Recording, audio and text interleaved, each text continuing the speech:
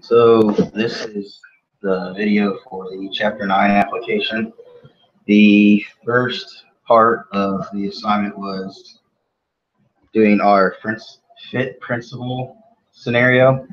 I was selected group 4, which the patient was a obese male who's 56 years old with a BMI greater than 35, who also has type 2 diabetes, and it showed that he cardio in parentheses.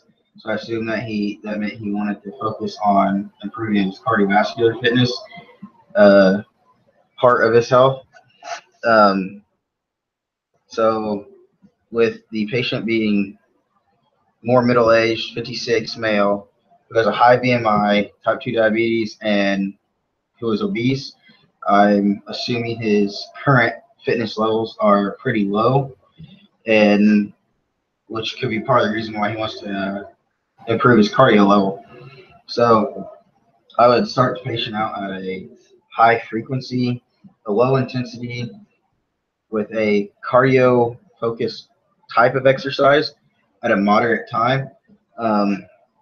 His diabetes could play a factor into this, so I would suggest that he consult a doctor before he starts activity, make sure he's able to partake in the activity and able to do it. And then if he gets cleared by his physician, to make sure that he continuously monitors his glucose levels while he is in the process of his exercise period, so he can avoid any injury or harm that may come. And one of the key things is to, based on his fitness levels, he can adjust the intensity and the time of the exercise as he needs to, and he can even adjust the frequency if he needs to as well. So for the frequency of the exercise, I start him out, try and possibly do it every day of the week, 5 days per week. And I would start him out at a low to moderate intensity, maybe possibly 40 to 50% of his target heart rate. And then for the type of exercise, I would suggest that at the low intensity, he can either walk outside, walk around the block, walk on a treadmill. If he has access to a gym, he can walk on the treadmill, or he can use an elliptical or a stationary bike at the low intensities. And permitting on his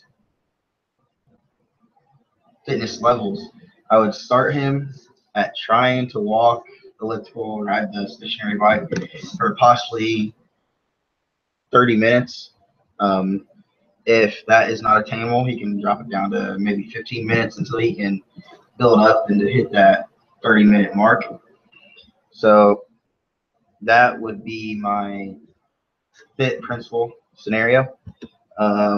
The second part of this assignment was to do the scenarios on both the creatine supplementation and carb loading scenario as well. The first scenario was the creatine supplementation. I looked up an article online about creatine supplementation. It was a scholarly article that was posted to the Journal of the International Society of Sports Nutrition. And the title of the article was Creatine Supplementation and Exercise.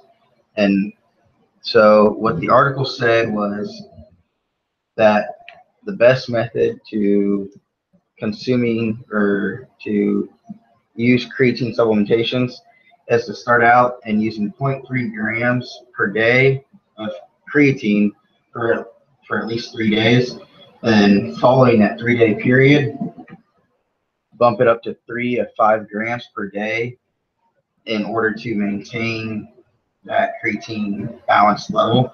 And to maintain that, this athlete was a 17-year-old runner who had interest in using creatine supplementation.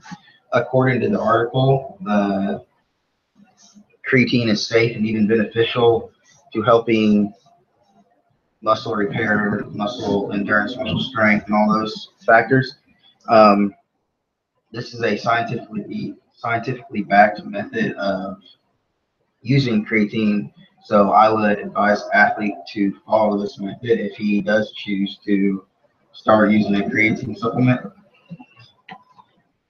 And then the second scenario for this Chapter 9 application was carb loading. Um,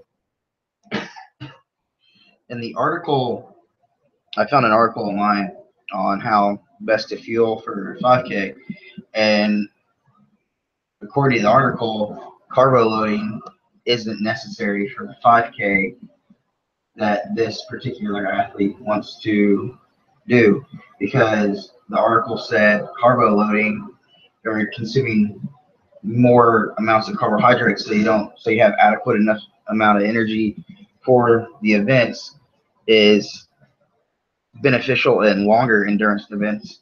And I think it referenced events at about 90 minutes or more, and a 5K is well under that, even extremely well under 90 minutes of activity. So it recommended that carb loading isn't necessary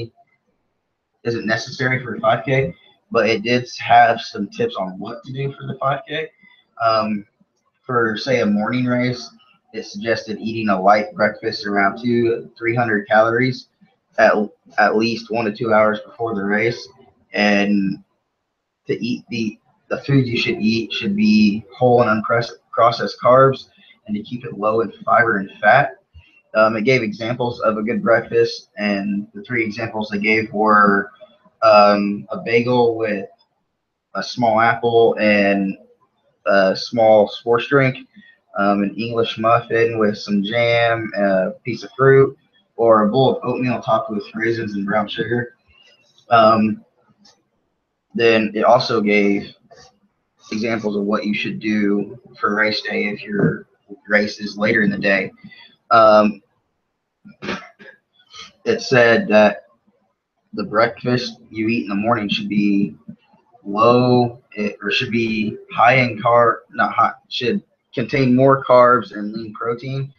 And examples it gave were oatmeal with fruit.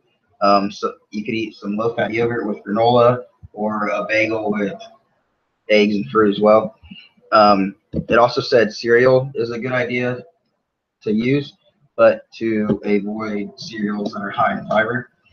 And then your lunch for that day, you should avoid food that's high in fat and high in protein, because they take longer to digest.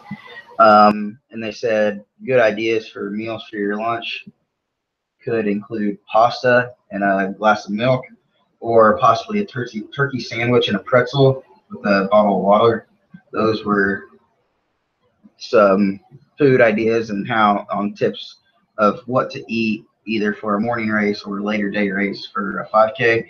And since it's a 5K, I said earlier, the article said carbo loading isn't necessary. So I advise her probably not to do that, and just try to follow these guidelines on what she needs to do on race day in order to get the best time, the best production out of her body.